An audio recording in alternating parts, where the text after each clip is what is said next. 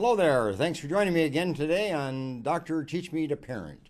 Remember, we're based on my book by that title, Dr. Teach Me to Parent. You can get the book from my website, booksbyhedberg.com. So the program over the year has now been based on this entire book. So pick it up, and it's a great manual for you as a parent and to make sure that you get some good guidance in terms of your own parenting of your own kid. Today's a great program.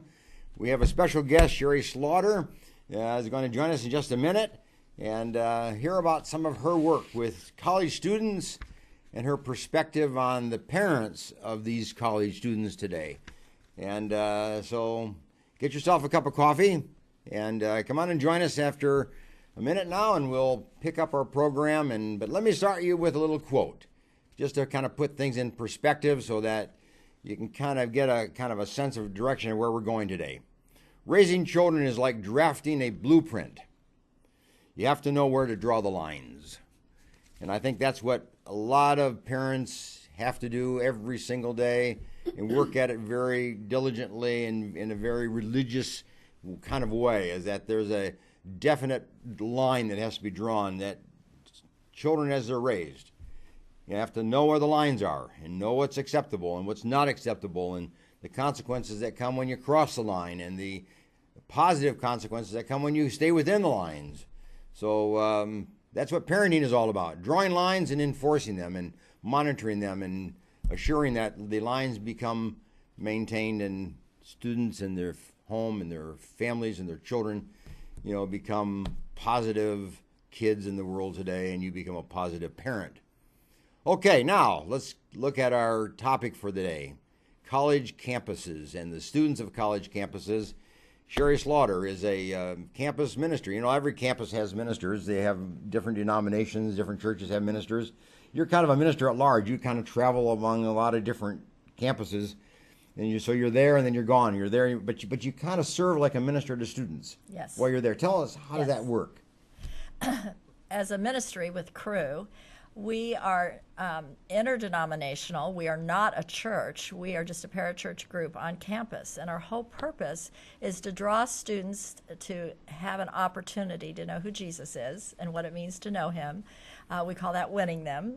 We want to build them in their faith, help them grow, and students who already know the Lord, to help them grow in their faith, learn how they can really experience the relationship with Jesus, and then help them develop so that when they leave college someday, some in 4 years, some in 7, they'll be ready to take their faith and be able to express it in the workplace, so in the home, you just kind of come onto a campus and you're there kind of freewheeling, and people connect with you, and you connect with students, and you just have conversation. Yes. So you don't have like a church then. No. This is an interpersonal relationship that you build with students. Yes, and we have a weekly meeting where we gather students together for fellowship on campus, clarifying all of our staff as well as the students go to their own churches. We highly encourage them going to church and being highly involved, so they each have their own places like that they go to. So what was it like growing up in your home? I mean, what was the context of your kind of early development that kind of brought you into this kind of, where you wanted to work with college students? Okay.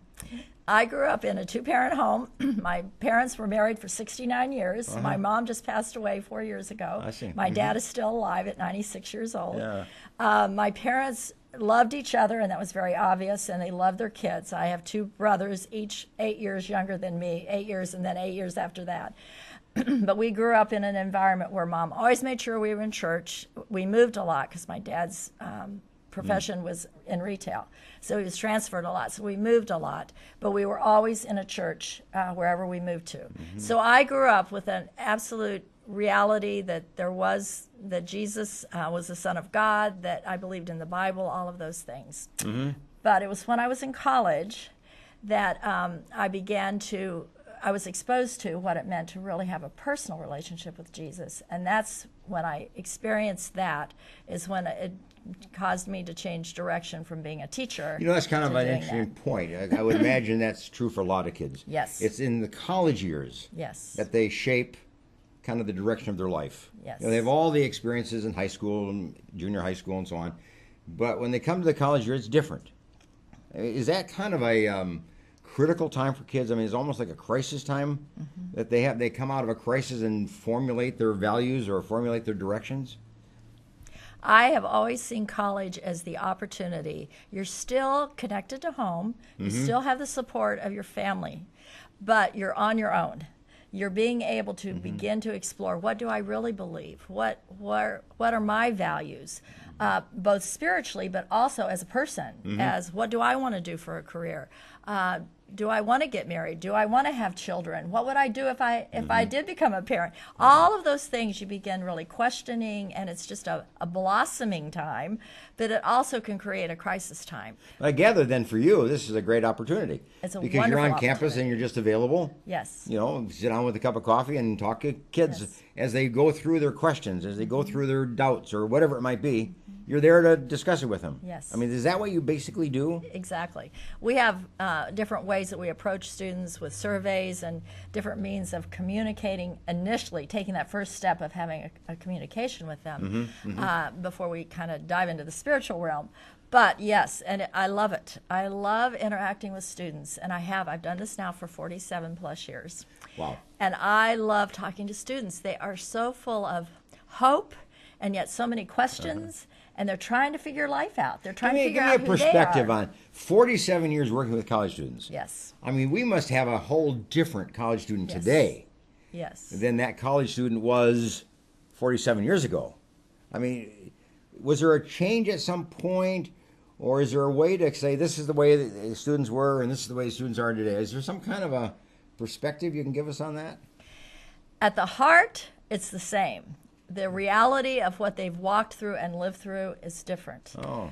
In my day, it was not uncommon for students to have some kind of a church background. And so it wasn't foreign to talk about the Bible or to wonder about the Bible or things like that. It was just natural. We all grew up with that. We just didn't clarify what it meant to have a personal relationship. But we were experiencing the same things. Do I want to get into the drinking party scene? Which I experienced my freshman year. Do I want to, what kind of, I really want to get married. So starting to look for a spouse. Those kinds of things are still the same. Yeah. I'm realizing now that the university classes and professors still gave us a good foundation of truth, and there wasn't all this questioning like there is today. So on the academic level, it's a whole different ballgame that way. Because So they're hearing a different message from Yes. the professor. Yes. I mean, different theme or message. Yes. And plus, you add all of the media factor, the social media, the connecting points that way. That's another reality. They're not today.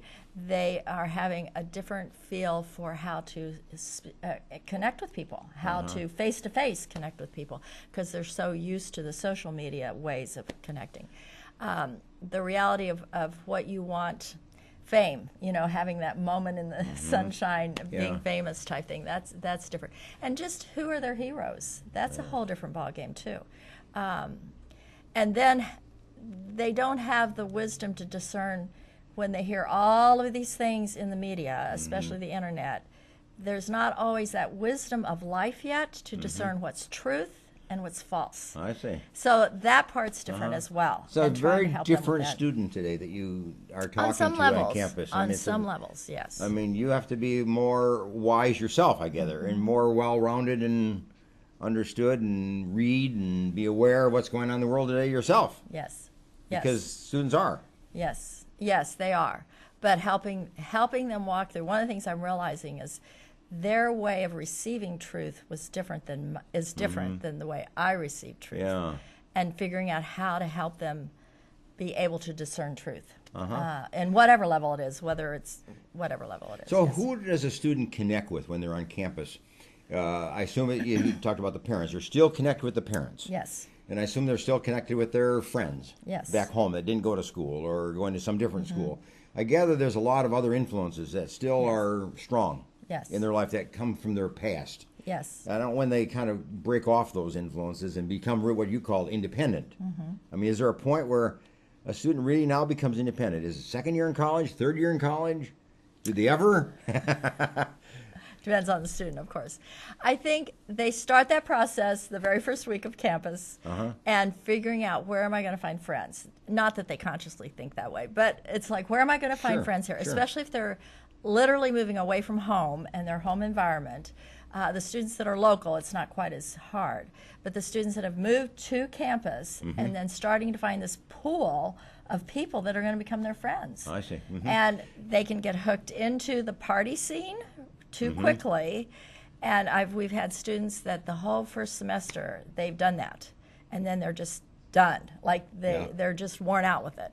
And so then they start seeking and start realizing the friends in their dorm, the people in their dorms that aren't doing that, and there's something different about them. So there's a change that takes place. Yes. Like in that second semester of the second year of school. Now there's a little bit of you're seeing more what we call maturity. Yes. I guess, or perspective. So it's a different student in that second year, certainly, as compared to that first year. There really if they make it through that first year. Yes. Yeah. Are kids today going to school well prepared? I mean, are parents doing the job, I guess, in the sense of preparing a kid for that step of independence that you speak about? I mean, you can't be independent if a parent doesn't let go. That's right. You know, so a parent has to let go first, and then a student can take the steps of independence. Do students experience that? Do parents know how to let go? Is that a struggle? Is it the kid's problem or is it the parents' problem? It's both. And I've seen the wide range. I work with students whose parents have done a good job of helping them in the context of home while they were still home. Make those steps of independence where they have a safety net. And they have a proper discipline, but they have proper support and encouragement. And the parents are willing to let them try all kinds of things. So I've seen that. And they come pretty stable, mature, for their age, et cetera, when they come to they've been campus. prepared. Because they've been I prepared. mean, they've already let go. The parents have already Yes. let go before they even got to college. I mean, I assume that this is a senior year in high school kind of a process. Yeah. But then I've seen the students whose parents still haven't let go. And they're chronically calling them. They are, and I see the fear it creates in them, the insecurity it's created in them, the questioning, I don't know what I should do. It's harder for them to make decisions. So parents create an anxiety, yes, in the student's life. They do. And that's where I think we come along on some level and help be that an anchor, so to speak. Sure. Where we can really help them get more confidence in who they are. And yes, you can make that decision, and it'll be okay, that kind of thing. Let's take a break here for a moment, but I want you to come back, and I want to ask you the question in terms of what parents can really do. Are there a couple, 2, 3, 4 steps that a parent really should do in high school, when their kids are in high school, so that when that kid goes to school, whether it's going away to college somewhere else or in town, that student is well prepared or able, to take those steps of independence and do it successfully and without all that destructiveness that comes in that first part of the year that you just spoke about. So let's take a break. Go get yourself a cup of coffee, and we'll be back in just a couple minutes. Listen to our ads and kind of avail yourself of the services of the ads today.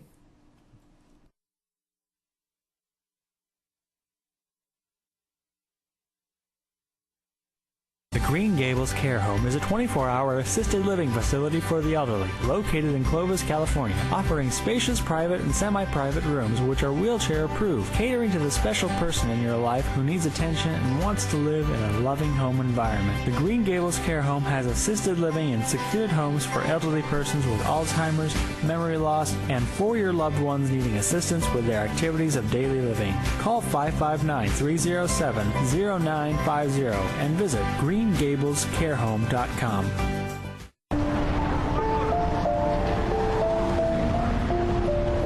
Sometimes good intentions hurt rather than help.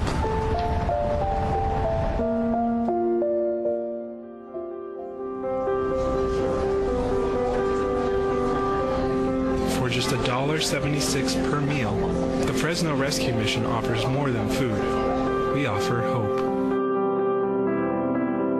Please donate today.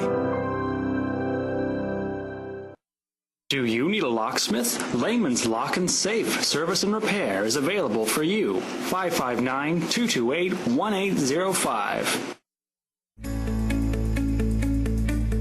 Gained a lot, learned a lot, and got a lot of love. If it weren't for the knowledge that I had gained from the classes at PCC, I probably wouldn't be the mom I am today.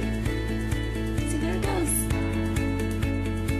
I would love you to meet my son, Aaron.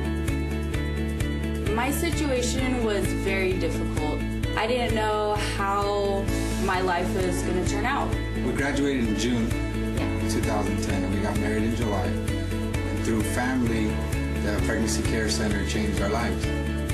The Pregnancy Care Center was a huge, vital part in helping me walk through that pregnancy, in educating me and loving on me during that time.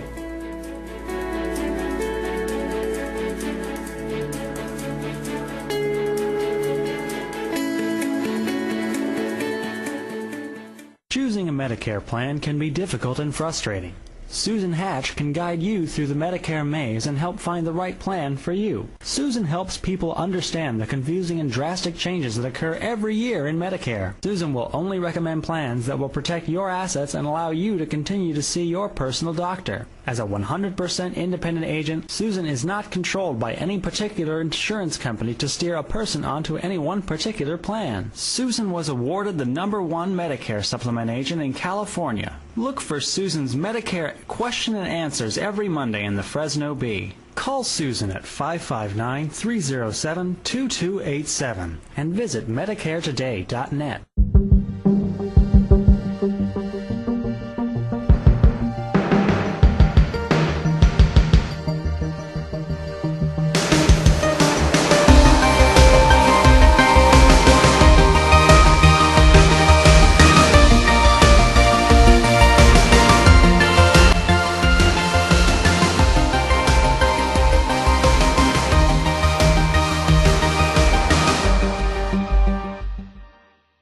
CentralValleyTalk.com.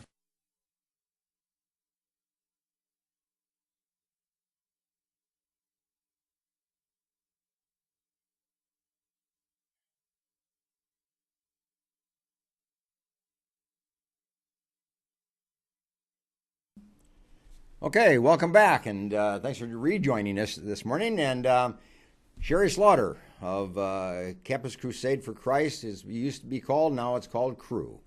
And she is kind of an at-large minister on college campuses, connecting with students on campus and just talking to them on a one-to-one basis and kind of getting to know them and discussing with them some of the issues that they are struggling with. And she does that from a faith perspective. And Sherry, you were just talking before we took the break regarding parents have to kind of let go for a student to really learn independence, so to speak, and to walk into the world of independence.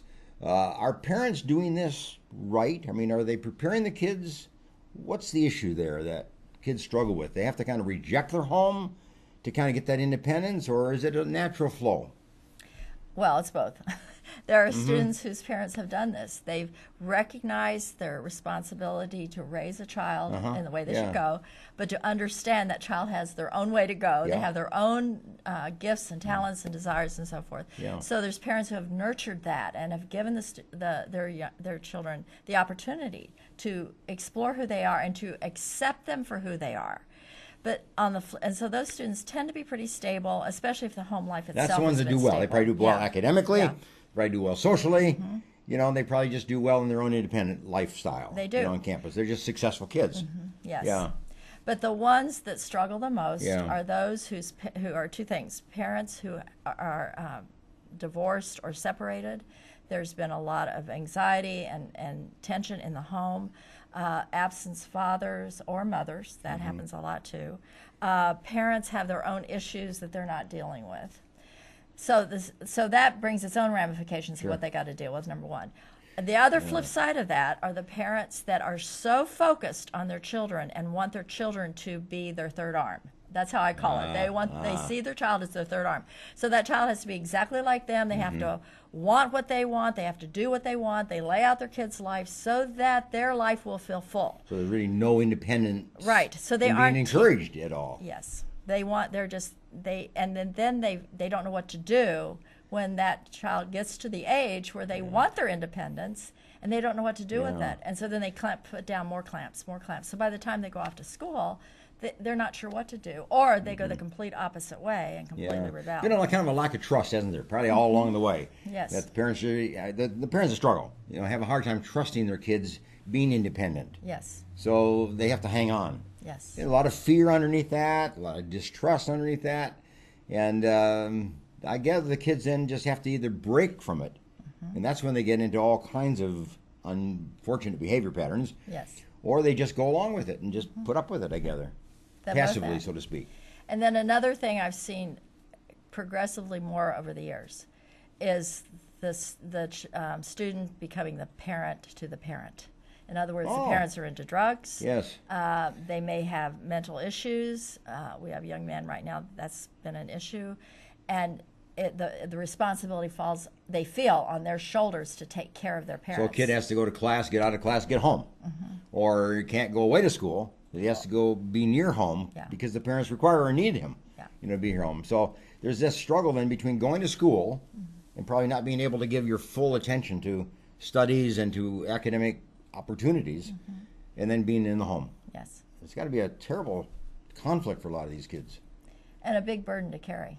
It is. A big burden to carry. Yeah, Because that was never intended for them to have to carry that. Are you seeing more of that today than you did 47 years ago when you got into this work with college students? I've seen it progress more and more. So yes, I would say, I definitely see more of that today. And especially now with the mental health issues that who knows what has caused. But when parents are having that and the student is the one who feels responsible to be there when there's a crisis, show up in the emergency room, whatever the case may be. But students must talk to you about that in the sense that this is hard on them. Yes. And they don't want to do that. They want to be with their peers. They want to be with their fellow students at school. They want to develop, they want to move forward in their life. So it's got to be a conflict for them. Do they struggle with that? Do they ask you, how do I leave my parents, so to speak? Let them solve their own problems. It's definitely a struggle, and most of them can verbalize it. A lot of times they can't even verbalize it. So it's a part of helping them walk through and figure it out and get the picture. We hear today about campuses being very liberal.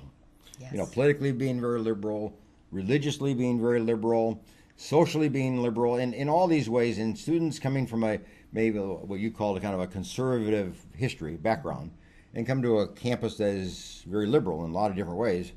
That's got to be a conflict for them. How do they deal with that? What's the struggle that students go through, kind of hearing a different message than they were raised? Yeah. It's very challenging. Yeah. The hard part is that there are times when they realize they have to choose. Am I going to speak up about what I truly believe in campus or in my class with different professors and risk not getting the grade? Sure. Versus I'm going to do it and be bold about that. That is happening more and more as well. Is it? Because the professors, they're not a whole bunch, but there are those that will shut a student down, make fun of their beliefs, whether it's a political belief or a faith belief. The professors can be very verbal and create that kind of tension for the student. The feel is we are no longer the university where there's freedom of exchange of ideas. You believe what gone. I'm saying or not.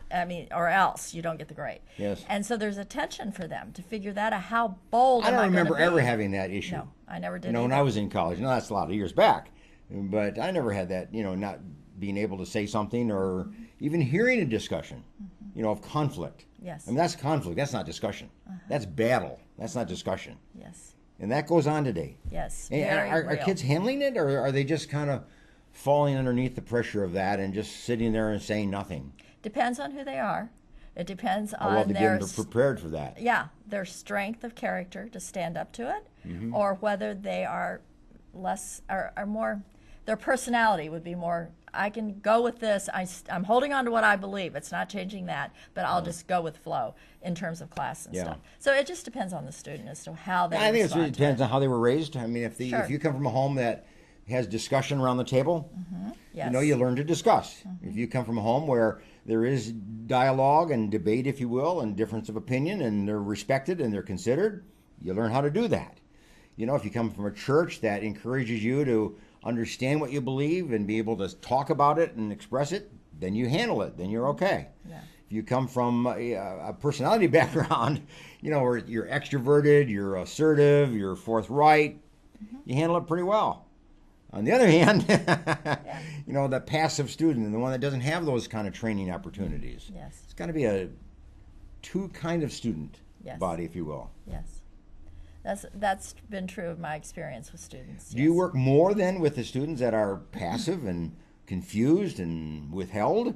Or do you find yourself working more with the students who really are interested in speaking out and being more active and forthright? We have students of all backgrounds, beliefs, etc., involved with us.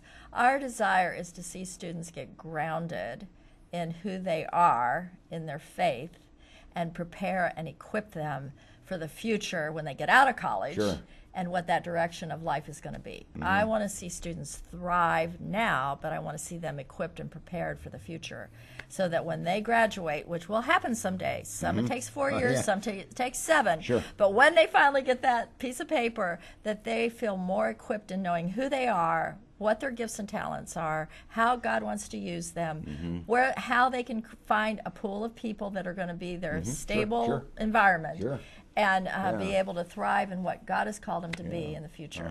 So I work with both. Okay, going back now to the parent. What are the 1, 2, or 3 things that you would say to a parent who has a student who's going to go to college now in the next 3 to 6 months and leave home, or just at least get out of high school and now be on their own? What advice do you give parents that would prepare that kid to succeed well in school? First of all, you've got to believe in them, and you've got to communicate to them that you really tell them all the good qualities you see in their life. Build them up in that way. Kind of affirming. Yes, very affirming of who they are and your belief in what they can do and what they're capable of. Don't hit them with the negatives. Hit them with the positives. They need that reinforcement as they're getting ready. It's almost like an echo they have to take with them. Yes. So that they hear when they're on campus, they hear mother or dad saying in their background, you can do it, you're capable, you're able. And that should have started from the day they were Well, born, it but that's should have another been, story. Because if not in a way that is unrealistic, but being really realistic about their strengths and weaknesses. Be real with them about that as you see them, so that they aren't all of a sudden hit with their weaknesses and don't know what to do with it. But help them walk through all of that. So that'd be the first thing. And then second is help them think through, let them talk to you with questions that you ask about what are you going to look for in friends, or what kind of situations do you want to find yourself in at school. If you find yourself in this situation, what do you think you can do to get out of it, or to make it a better thing, or whatever. Give them role model experiences of the things they're going to face on campus. They're going to face a lot. Again, these professors, or the party scene, or all these different dynamics. So parents kind of play the game of what if. Yes. What if this situation, how are you going to handle that? Yes. Or you're going to be looking for new friends. What are you going to look for? How are you going to handle that process? So it's kind of proposing issues they're going to face and kind of thinking it through ahead of time. Yes. There's a lot of research on that, by the way, which shows that when you discuss something with a kid about the future behavior and you help them learn how to behave in that situation, there's about an 80% chance that student will act in that manner, so that they will actually advantaged by it, or they'll benefit from it. About 80%, not 100%, but so you're really giving the kid a good positive start just by asking these kind of questions. Yes. And then the third thing I would say is, do not let them see, feel, or know how scared you are, how frightened you are, all of those things. You go talk to your friends about that. You go have your coffee with your friend that's letting go as well as facing the empty nest. You talk to your peers. Don't tell your students about that. They don't need to know that. They've got enough of their own fears to deal with. They don't need to take on yours. So don't communicate that to them, and don't hover. Please don't hover and call them every day, or expect them to call you every day. Helicopter parenting kind of idea. Give them the freedom to connect with you when they want to. And if they haven't called you for a couple days, it doesn't mean they've died. That just means they're busy. So don't freak out over those kinds of things, but connect with your friends that are going through the same thing. And that's where you communicate about all those things. Parents are scared. scared to death. You know, there are a lot of families that really they don't spend time apart from each other. They spend all their life together in the home, and they haven't traveled. They haven't had this independence. So a kid goes off to school, and the parents are deeply scared. Yes. You know, who's going to influence them? Who's going to be Yes. talking to them? Who are they going to meet? And hiding that, you say? How can you hide that as a parent? How do you keep that? You take it to your friends. You don't tell your child that at all. You just take it to your friends. So there's a great need for that. And I didn't realize that degree in my mom's life until later in life. And it started dawning on me, oh, yeah, this is why she was concerned. Oh, I get it now. She was pretty good at hiding it, and I appreciated that. But nonetheless, of course it's real. Of course you are scared to death. But let them know they can face anything. You're there. If they need to talk to you, call me. I'm always here. But don't impose on them that they have to do all of that. Let them feel the waters themselves, and they'll come back to you and talk to you about it. And then don't freak out when they tell you something. Just, oh, okay, well, how did you handle that? Just be as calm as you can be. Yeah. Don't freak out. And be supportive. Be supportive. Be supportive, yes. Well, good. We're going to take a break. We're talking with Sherry Slaughter and her work on campuses in our area, in Northern California, Nevada, Oregon, and so on. And what I'd like you to do is kind of take a break now, but come back. We're going to ask Sherry the question about what 3 pieces of advice would she have for students as they break off from home and go on into school, whether they are in school in the community or they go away to school. What you just gave us 3 steps about what parents can do to prepare a kid. What are the 3 things that a student needs to keep in mind and try to do in that first early stage of college so that it creates an avenue of success for them? We'll do that as we come back. Get a cup of coffee, and we'll see you in a couple of minutes.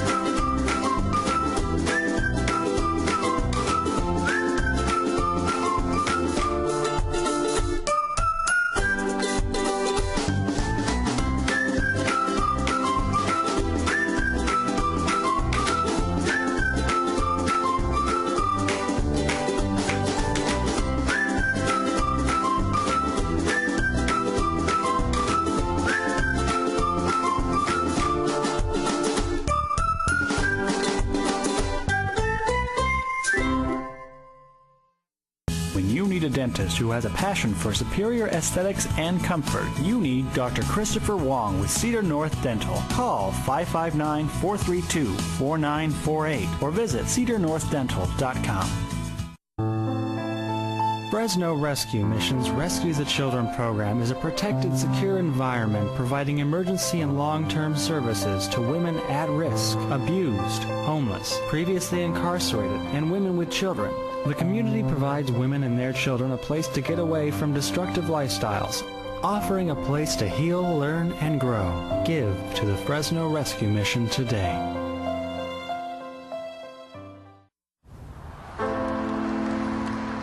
Hey!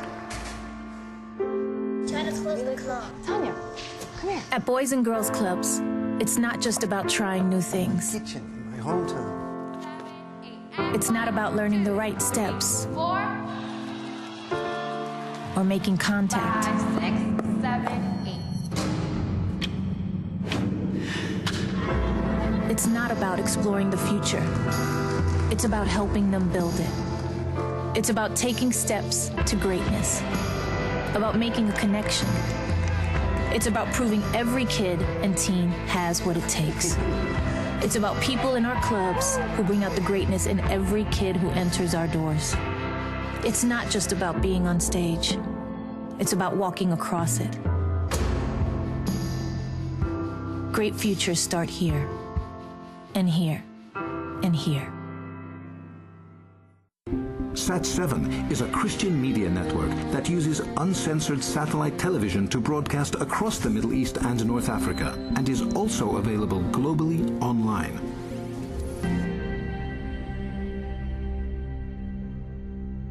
CentralValleyTalk.com.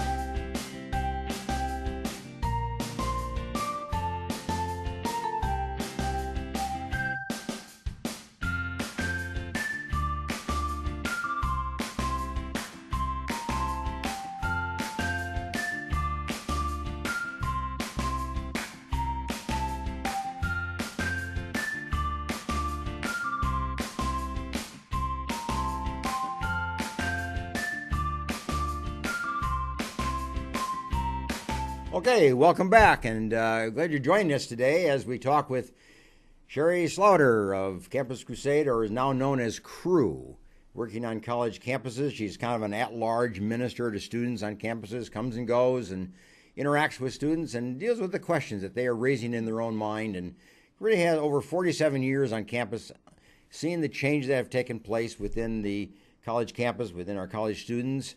And before we took a break, Jerry, you were talking about the things that parents can do to prepare a kid for going on to college, whether it's away to school or whether it's in the community. But let me flip that around a little bit and say, what are the things that a student needs to keep in mind as they start college the first day, this first week, the first month, or even prepare for it the month before college starts, kind of in July, if you will? What does a student need to keep in mind? Well, first of all, it will be hard to picture this because they haven't pictured it yet, but you're going to face people and situations that you've never faced before. You're going to be living with a roommate, potentially if you're on campus or in an apartment, who's going to be so radically different than your home life. So you've got to prepare yourself that things are going to be different. It doesn't make them wrong, it's just different in the basic things. But you've also got to understand you're going to be faced with moral dilemmas. You're going to be faced with your own values dilemmas, and you've got to have a better reality of this is what I do believe, and I'm going to hang on to at this point. So a student has to kind of really come to terms with themselves. Yes. This is who I am. My roommate is going to be different. That roommate can be different. Let them be, but I'm going to be who I am. Yes. That's a tough one because we always want to kind of become like everybody else because we want to be accepted. We want to fit in. That's it, exactly. So just as much as possible, prepare yourself for the different and begin understanding more of who you are and that kind of thing. The value now is that you have the technology that you can already begin relating to people that you're going to know on campus before you ever know them. Sure. Through Facebook and Snapchat and all those things, you can know your roommate ahead of time in very different ways than I did when I went to college. But that is going to be helpful to be able to do that and begin to have an understanding, better prepare yourself. The second thing I think is just be ready to seek out friends, seek out new people, seek out those of like values that you have already, especially in the faith area and different things like that. So be prepared to begin trying new groups and organizations and so forth that are in the areas that you have interest in. Connect. You feel, yes. Connect. Don't isolate. Right. I mean, connect through your academic interests, connect through your social interests, connect through your religious interests, connect through your academic interests. Yes. I mean, but be connected. Yes. And be willing to push yourself out to do that. Because even if you're a person that's more quiet, you still can push yourself out baby steps to initiate and get to know people. It's easy to Because withdraw. everybody else is facing the same thing you are. You're all in the same boat. So in that boat, you can begin connecting with each other and not be, oh, it's so awkward or whatever. Just take that step and do it. So that's the second thing. Just be prepared to do that and be willing to do that. And then know that your family's there. They're not going to reject you and push you away. They're there. And you can always connect with them and debrief with them. Sure.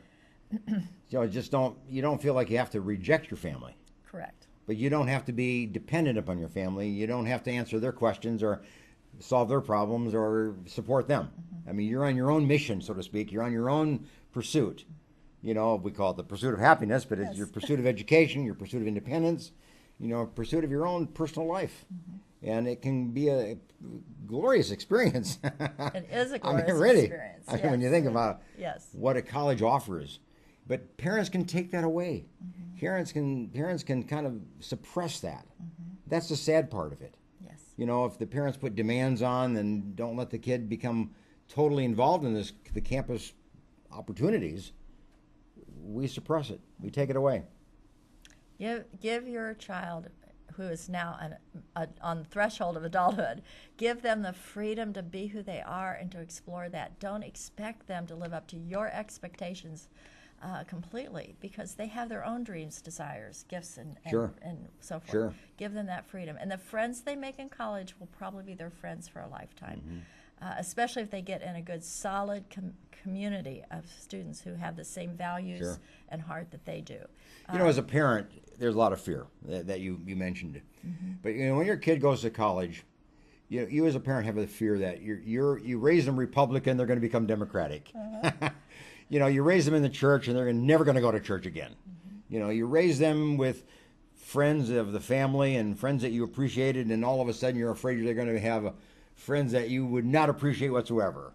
Yes. Yeah, they raised in a family of no tattoos, they're going to end up with 100 tattoos. I mean, that kind of thing. Parents have a great fear that the kids are going to somehow kind of go astray, kind of leave behind and forget all the values and the patterns of home that you've instilled within them over the years.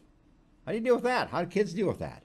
Well, that's a reality, an understandable reality. But as I said earlier, don't put your fears on your student, on your child. Do not put your fears on them. Go to someone else and express your fears. But let them be who they are, number one. Let them know you love them, number two, and that you do have certain values and parameters that you believe in, and they may be just trying to push against those because they're trying to figure out their own. Am I going to accept what my parents have given me? Give them the freedom to do that without, I know there's the fears we talked about of license. It's not that you're giving them license, it's that you're letting them know, I'm here while you explore all of this. I'm not rejecting you or shutting down and not listening to you. I'm here to hear you. Let them talk, let them share, let them get out what they're thinking. Don't condemn it. Just let them do that. And then if you have a word of wisdom, rightly spoken, that's a good thing. But don't blast them with it or demand or whatever. Just let them know this is a safety net. I can communicate what I'm thinking and feeling, etc. But I can think of every parent, really afraid that their kid's going to get addicted. Sure. The drugs are there. Yes. The alcohol is there freely. The opportunity to engage in that kind of behavior is there. I can see a parent being very scared that, once addiction sets in, now we're into a different issue. It's not just, I'm going to stop. Now I can't stop. I mean, so parents must really fear that issue, do they? I'm sure they do. Quite frankly, I'm a woman who believes strongly in prayer, and the older I get, the more I believe in it. And I think one of the key things you can do is get together with other friends who have same age students that are away in college, that you can get together weekly and pray together for your kids, for God's protection, direction, etc. I am a strong advocate. Moms in Touch, all those different groups are so necessary, and you can do it with your friends to really pray for your kids. And so it's the support group that that a parent needs. Yes. In the same way that a support group the kid needs on campus. Yes. And you're part of that support group as you come and go on campus, and I gather you provide that. Do you meet with parents directly, or is your work only with the student? Well, it's both. I have opportunities to know the parents, to meet the parents. I just got to interact with a parent whose daughter just got married, and she had been one of our students that we worked with. And just interacting with her, realizing all of her expectations, etc. Oftentimes I don't meet the parents because they live away. Sure. But when I do, I enjoy talking to the parents and communicating with them and helping them see all that their child has in terms of strengths and so forth. I mean, there are some parents that just need that support themselves. I mean, and I'm always available whenever that can happen. And when I interact with students, we not only just meet them randomly, but we have students involved in our movement. We're wanting to help build them in the faith, so I meet weekly with students that I'm discipling, that kind of thing. When I meet with them, I interact with them about their family. I want to know what's going on. I want to know how I can pray for their family. What are their parents experiencing? And if their parents are going through a crisis And they share that with me. Of course, Yeah. anything they share with me is 100% confidential. It doesn't go any further than me, and I can pray for them and interact with them.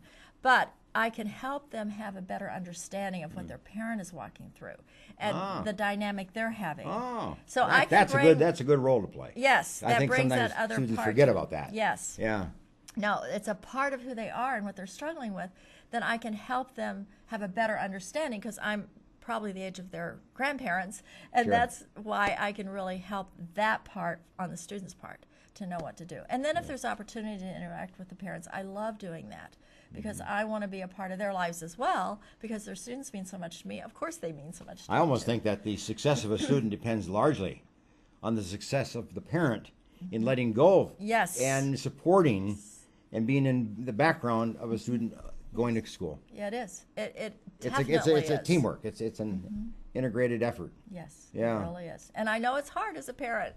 Trust me, I know it's hard. But this is that next big step when you weaned that child and then they started walking. I mean, huge. Yeah. And then they went to school, huge. And then they went to high school, huge. Yeah. Well, this one's even more huge. But you can survive it, and you can do it well. Do kids in campus today have a kind of a message for parents? You know, have they told you, I wish I could tell this to my parents, or I wish I could have my parents do this or be this way? Or I mean, do kids have a message that they can't tell their parents, but would like their parents to know? I would say yes, but what I do is encourage them to figure out ways to tell their parents. That would be a good move. That would be a good move. That's what I personally do because I want them to be able to connect with their parents. But they have to know what to say and how to say it first. Yes, exactly. Yeah. And so that's why I work with them in that kind of thing, in the understanding and then being able to do that. I think the bottom line is they want to know Mom and Dad love me no matter what. They're for me no matter what. And it's a safe place to be. That is just the hugest, biggest thing they need because they want to be loved like that. They want the absolute acceptance like that. They also are looking at you as to what they're going to do when they marry and have children. And so there's that role model factor that goes on too. Good. Well, we're going to take a break. Okay. You've been doing good. And come back and just learn a little bit more about your organization that you work with and how you actually work on a campus and what campuses you work on. We'll take a little bit about that. But this has been a good topic in terms of just, it's a teamwork, isn't it? Yes. Between what a kid does on campus and what the parent does at home. Yes. And if they are incoordinated or uncoordinated, it's not going to work. But if they're in sync, then both succeed and both flourish. Yes. Beautiful. Let's take a break, go get a cup of coffee, and 2 minutes, come on back.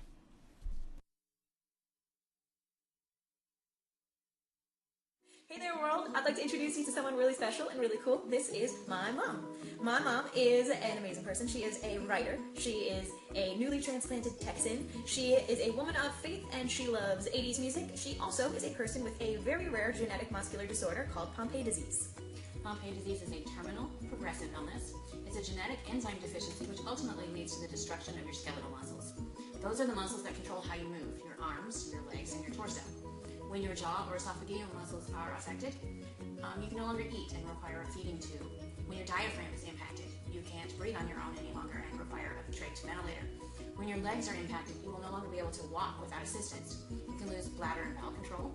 It affects children and adults, and eventually it kills you. It is rare, but it's real. Now, we're lucky. My mom's still able to walk, though she uses a cane to get around most of the time. She's still able to breathe unassisted, but she can't go upstairs, and she needs some kind of assistance to get up from a seated position, like if she's sitting in a chair. She has to examine every activity ahead of time to know if there are things like handicapped parking, accessible buildings, and even functional bathrooms. All of her activities depend heavily on the weather. A windy day can be just as dangerous as an icy one. She jokes that you can tell what kind of day she's having by whether she can lift her arms high enough to do her hair. And she recently moved into a one-story house specifically with the idea that she's one day going to need a wheelchair to get around. Those are the kind of things she has as everyday concerns. Her normal everyday fears are things like dropping her keys or falling in public and not being able to get up. That actually happened a couple of years ago. She fell and fractured her pelvis because she was unable to break her fall. I receive an enzyme replacement therapy every 2 weeks for life. It's a 6-hour IV. It helps slow the progression of the disease, but it is not a cure. And it costs about $100,000 every time you sit in a chair. Insurance takes care of most of that if you're lucky. But not everyone is, and the expenses add up very quickly. Things like wheelchairs, accessible vehicles, special housing, travel costs to medical conferences, doctor's appointments, and clinical trials. Luckily, there is a group that helps families with Pompe handle these costs. The United Pompe Foundation is a group connecting funds with real people who need help. This was founded by a father whose son has Pompe disease, and they could not find the resources that they needed. They assist patients and their families with medical costs and other expenses that they need to survive day to day. Every little bit helps. There are a lot of things in life that we really take for granted, and sometimes the scariest things in the world are the things that you can't see. So today we're asking for you to help us shed a little light on a rare and scary disease. Please share this video with your friends, your family, strangers, anybody that you come across. Education is a big thing, it makes a big difference, and another way to make a really huge difference in someone's life is to go check out the United Pompe Foundation. Their website is in this video description. Click on it, check it out, and go ahead and donate some money if you're able to. Again, this is an organization giving real help to real people who are amazing and need it, like my mom. I love her, and thank you so much for helping us out. Thank you so much.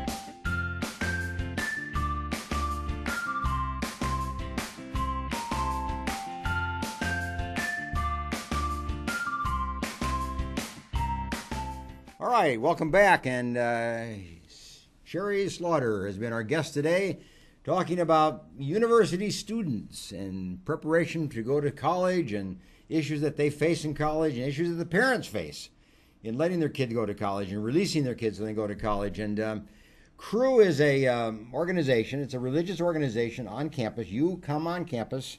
You're kind of identified like a campus pastor, so to speak, without a church. Mm-hmm. You interact with students.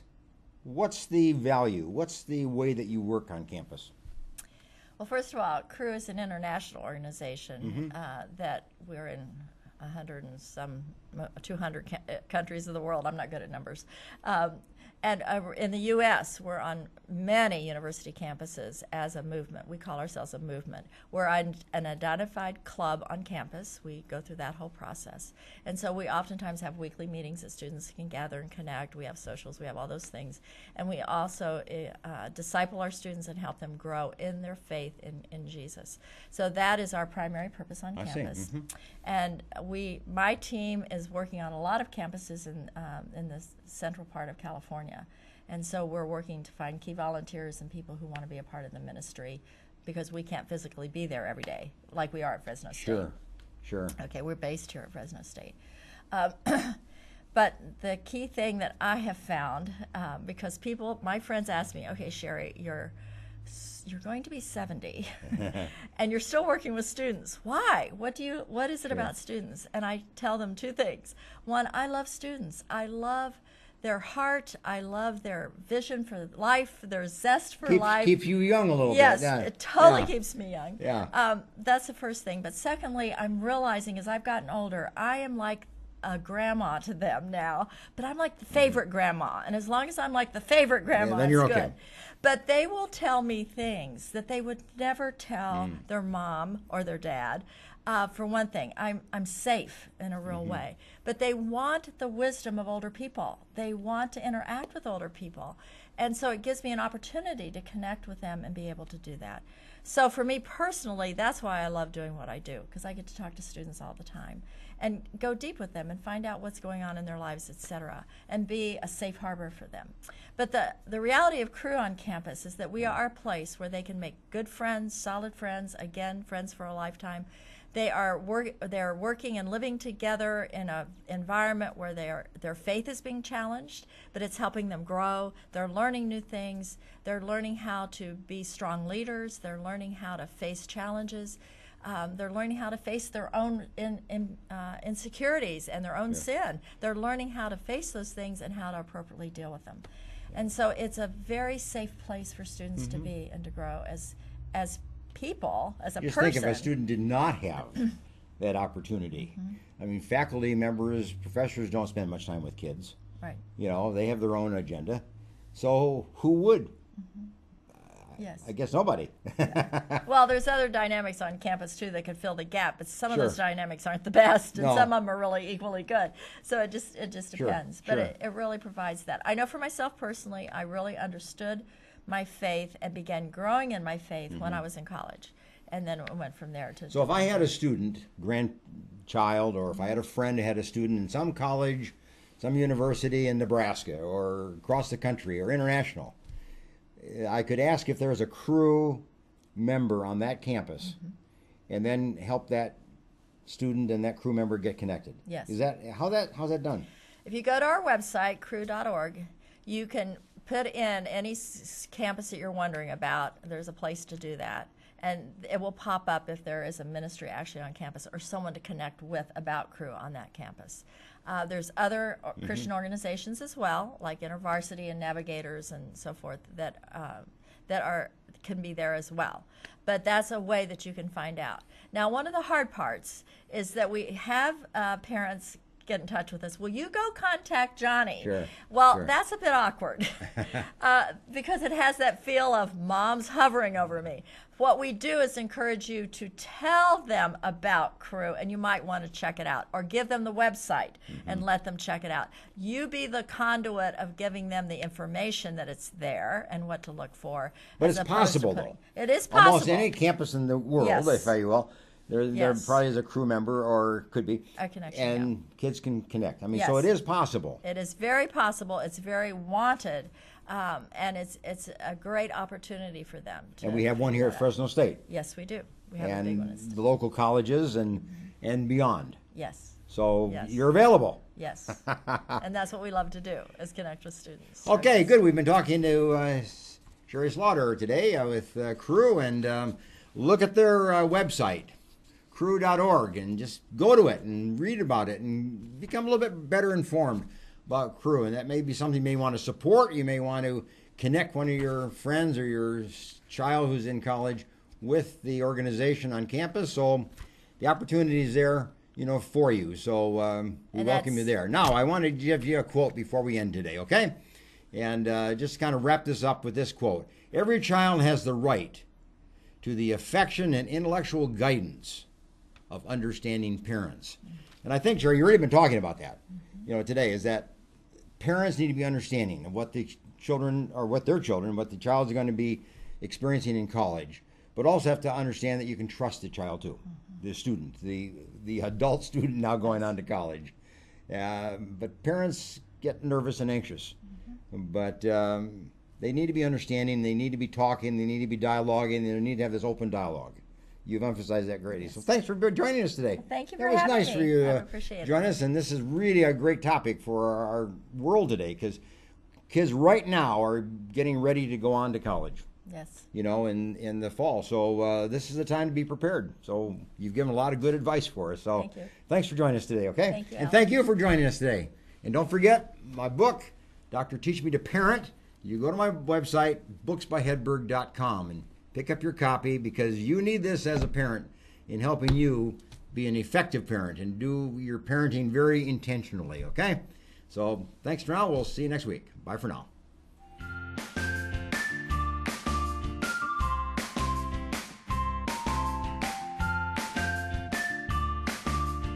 CentralValleyTalk.com